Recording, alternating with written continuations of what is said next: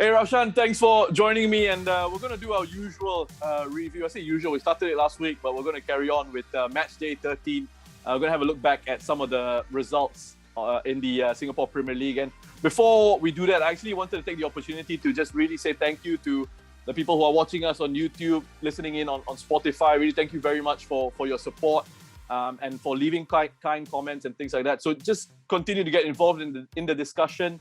If you can hit the subscribe button. I hate doing this stuff, but if you can hit the subscribe button on the YouTube page, that will help the channel to grow. And if you like, just continue to share our content as well. Anyway, on to the football now. Let's have a look back at some of the results from the weekend. I'll start with Friday's big win for Albirex over Hougang United. A come from behind 2-1 win. That put Albirex 4 points clear at the top of the table.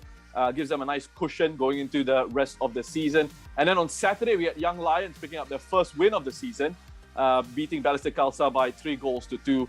And then finally wrapping up the weekend on Sunday, Geylang International, their second win in a row, Raushan. A comfortable 3-1 win over the Jaguars of Tanjong Pagar United. Now, Raushan, let's start with the game on Friday. And I just wanted to get your thoughts on what that result means, that Albirex win over Hougang. Does it mean that Hougang are now out of the title race?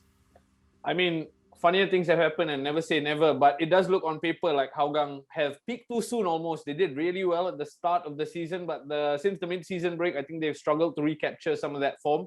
And injuries as well have going to play a big part in how Hougang finished the season. So I do think Hougang might be a step too far for them to push on for the title. But what really stood out for me from the Friday game was how Albirex somehow always get the job done. They don't do flashy 4-0, 5-0, 6-0 victories. 2-1, 1-0, 3-1. They eke it out. They get their news over the line. And to steal a cliche, that's testament to a title-winning side, right? And that's what really stood out for me from Friday's game. You were obviously on commentary, so what stood out for you? Yeah, I thought Hougang for the first half were incredible. You know, they played with a fantastic intensity. And the stats at halftime really sort of backed that up. You know, they had more shots on goal. They had more shots on target. And the game plan, it looked clear to me, was to at times really just allow Albirex the ball in certain situations, but then press very hard with good intensity and good aggression. And they worked really well as a unit. I think Albirex at times were caught off guard in that first half about really finding it difficult to have a possession structure within their game in terms of trying to play it out from the back.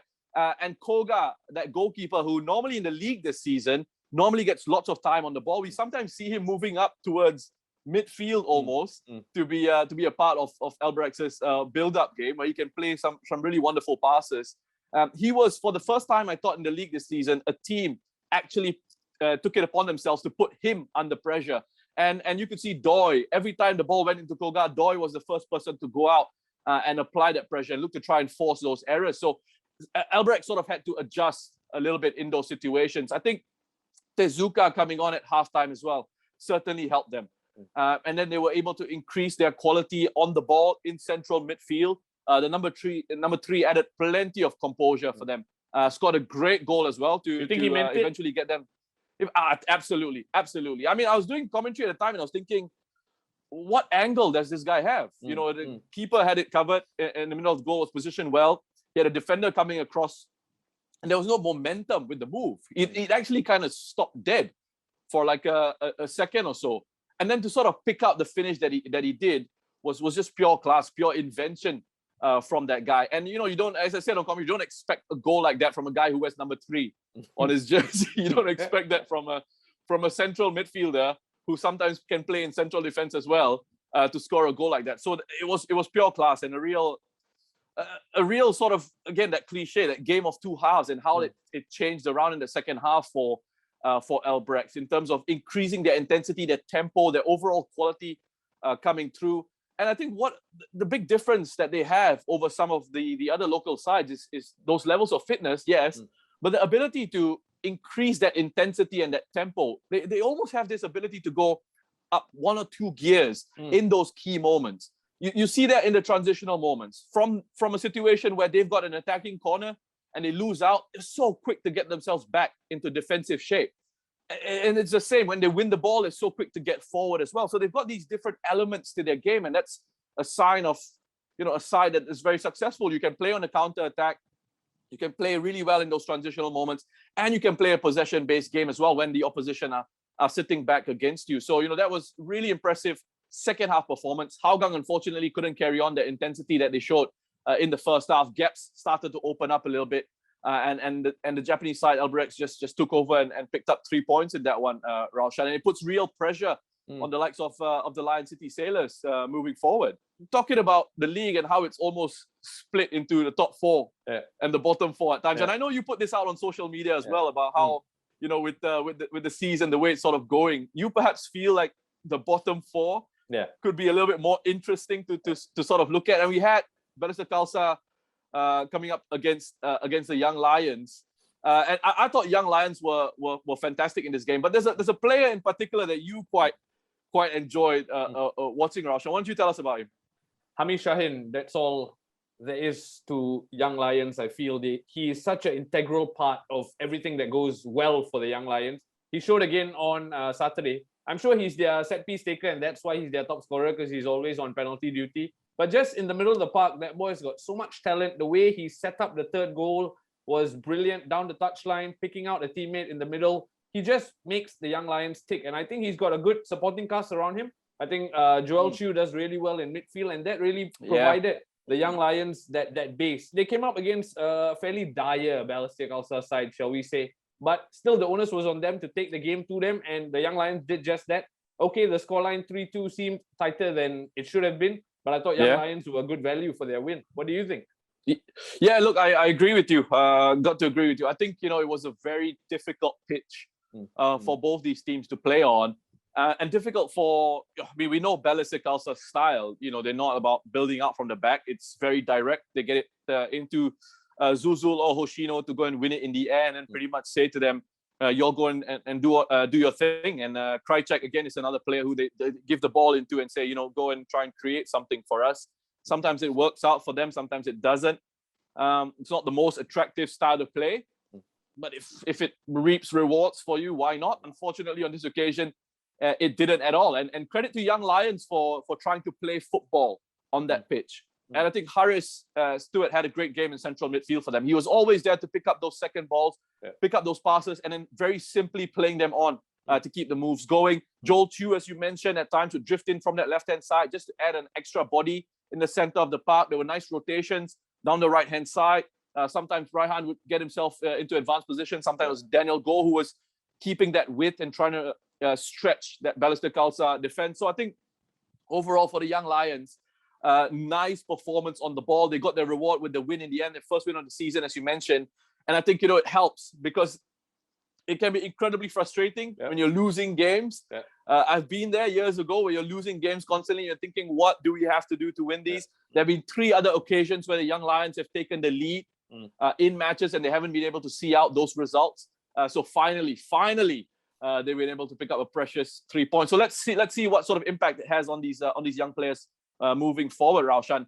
Moving on then to our last game, Tanjong Pagar United against Gelang International, last game of the weekend. Raushan, you were there at the match. Why don't you run us through some of the things that you sort of picked up from that contest between those two sides? Look, from a footballing perspective, I thought it was a fairly dire contest. Firstly, Noah Ali in the pre-match said, we're going to take it easy in the first half.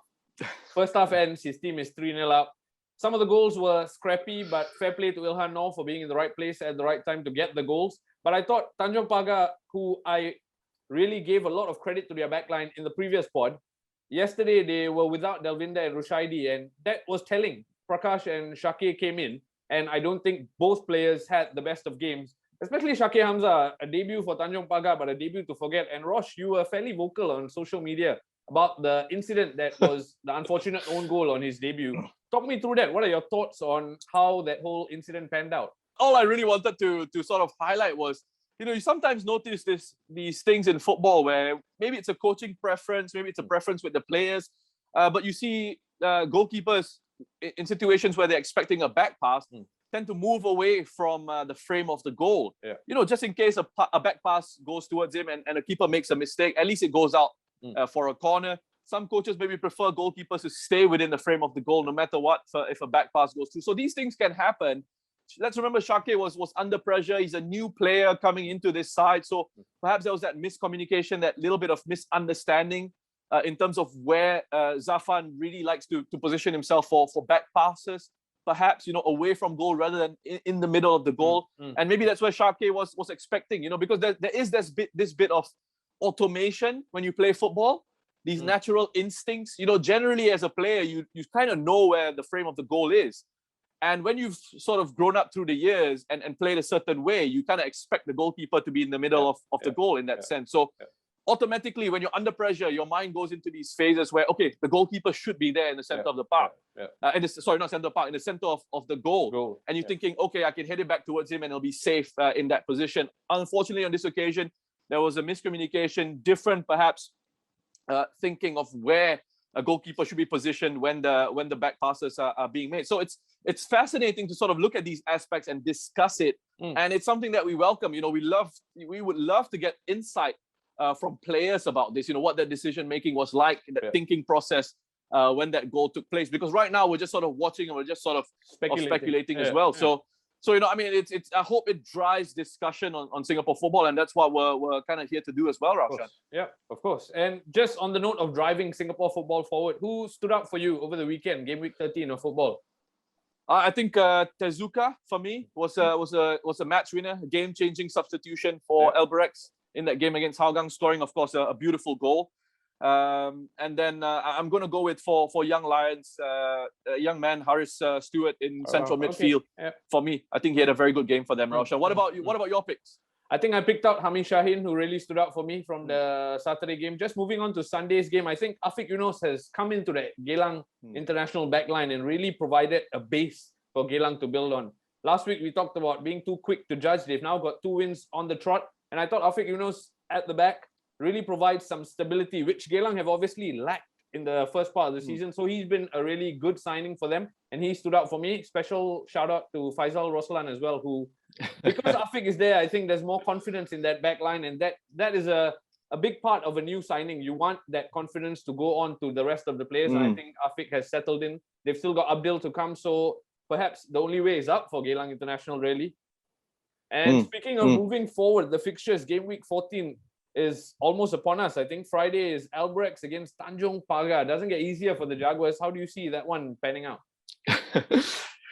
I think it's Albirex who have to go in as favourites once again. I mean, the way that they've been playing at the moment, you mentioned, them not being fazed by anything really, and sticking to their guns and changing things around and having those options to come in.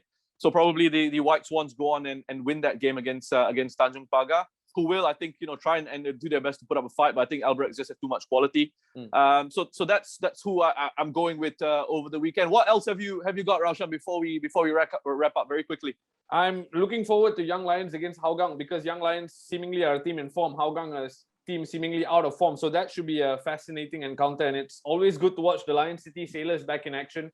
They obviously had a rescheduled fixture, so they've been out of action for a while. And they take on Balestier Khalsa. So again, LCS, we want to see what they can do under Kim Do-hoon. And then we want to see players like Haris, players like Gabriel Quack come to the fore and take the fight to Albirex almost. So it's going to be a fascinating weekend of football, and I look forward to it, especially ushering in National Day. Yeah. Look, just to jump in very quickly, that Hougang game could be fascinating. They don't have the best of records against sides in the bottom four, and they've dropped points against the Young Lions already this season. So that could be an interesting one to keep an eye on the coming into that game on the back of 2 consecutive defeats. So Raushan, looking forward to what's ahead in the Singapore Premier League. I think that about wraps it up for us, Raushan. Is there any final words you have? Nothing else. If not, I see you shaking your head. Just a quick thank you very much to our viewers.